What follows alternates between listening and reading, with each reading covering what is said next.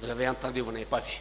Non, je n'étais pas là. C'est vrai, c'est comme tout le monde aussi, peut entendre. Alors, professeur,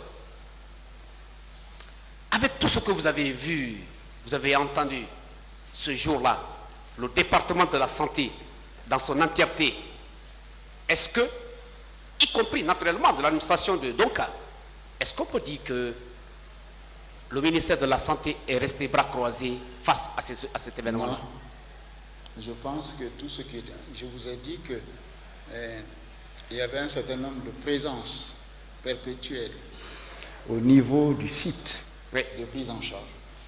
Le personnel était présent. Il y a des personnes qui descendaient de garde, qui sont restées à l'hôpital, qui ne sont pas allées chez eux lorsque les événements ont commencé. Ils sont restés parce que quand les coups de feu ont commencé, tout le monde se disait qu'il allait y avoir probablement une catastrophe. Et les gens sont restés sur place.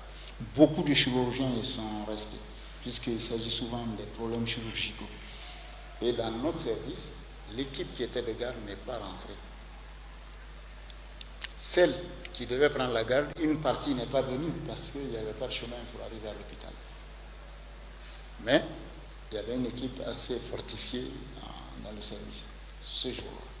Professeur, le plan d'urgence a été déclenché, oui ou non? Oui, mais c'est dans les habitudes de l'hôpital, chaque fois qu'il y a, comme l'a rappelé votre collègue de gauche, là, tout à l'heure, chaque fois qu'il y a quelque chose, il y a un plan d'urgence qui est déclenché au niveau du ministère de la Santé. Ça a toujours été le cas.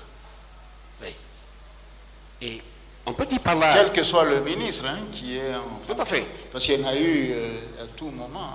En 2007, comme elle l'a évoqué, en 2009, et plusieurs années après, même récemment.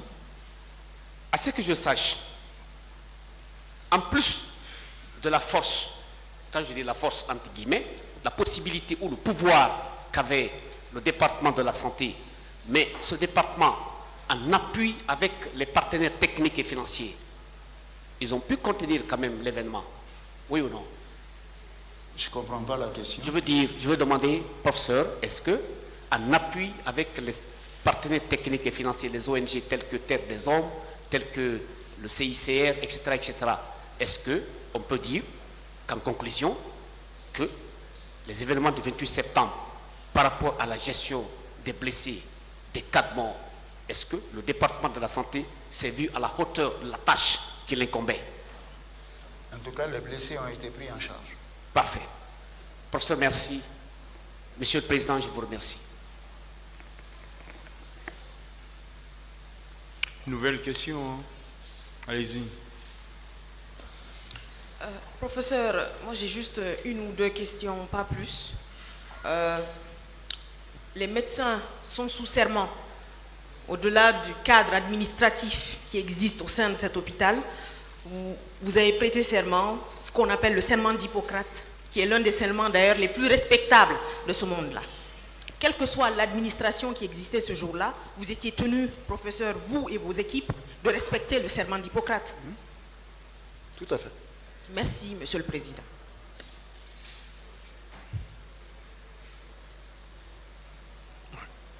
À moins que vous ne vouliez suivre le reste des débats, vous pouvez disposer, professeur. Merci, Monsieur le Président. Je voudrais tout simplement dire que je pense que c'est ma part de devoir de citoyen que je viens d'accomplir et je suis fier de l'avoir fait. Donner ma part de vérité et surtout partager avec vous ce que je sais de ce malheureux accident du 28 septembre. Et je souhaite que ça ne se répète plus jamais dans ce pays. Ce sera mon dernier mot. Merci beaucoup, Monsieur le Président. Merci à vous.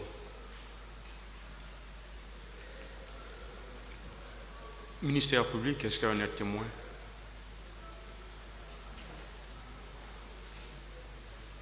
Monsieur le Président, c'est le seul témoin que nous avions préparé pour la journée d'aujourd'hui. Et je profite pour vous dire que sur la liste provisoire qu'on avait produite, il ne nous reste plus que 2 témoins qui comparaîtront demain et après-demain, si Dieu le veut. Après, on aura fini notre tour. Je vous remercie. Le tribunal renvoie alors cette affaire au 30 janvier 2024 pour la suite des débats. L'audience est levée.